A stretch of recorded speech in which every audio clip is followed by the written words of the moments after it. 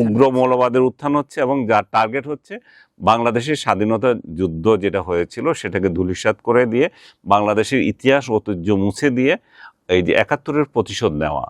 বিগত সময়ে জঙ্গি কার্যক্রম যেগুলো চলেছিল এবং যথার্থ ছিল সব কিছুকে নাটক বলে আমরা পার করে দিতে পারি না। আমরা অনেকে, আমি নিজেও হয়তো অনেক সমালোচনা করেছি এগুলা নিয়ে, কিন্তু কার্যত দেখা গেল যে জঙ্গি কার্যক্রম তো ছিল না তখন, এখন আবার মাথাছাড়া দিয়ে উঠছে কেন, বা জঙ্গি পনায় অভিযুক্ত লোকগুলো কিভাবে একের পর এক ছাড়া পেয়ে যাচ্ছে, সেটা কি যথাযথভাবে হয়েছে কিনা, বা তাদের মামলাগুলোর কি পরিস্থিতি।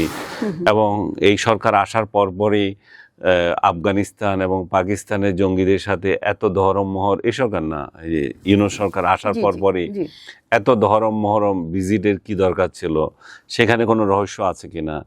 এবং তারা এই দেশে এসে আপনার উগ্র মৌলবাদ ছড়ানোর জন্য, ইভেন কাদিয়ানি, দেখে আপনার খেয়াল আছে কিনা জানি না, কাদিয়ানিরা অমুসলিম একটা ধোঁয়া উঠে গেল আবার, যেটা বাংলাদেশের মধ্যে আমরা বিগত সময়ে দেখি নাই বা আমরা দেখতে চাই না।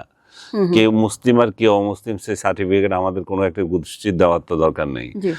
এই যে কার্যক্রমগুলো, এই যে পাকিস্তানের স্টাইলে ধর্মীয় কার্ড খেলার যে বিষয়টা, ধর্মীয় নেতাগুলোকে এনে এখানে ইউনূস যেটা সরকার যেটা করেছে, তো সেগুলো তো আস্কারা পেয়েছে।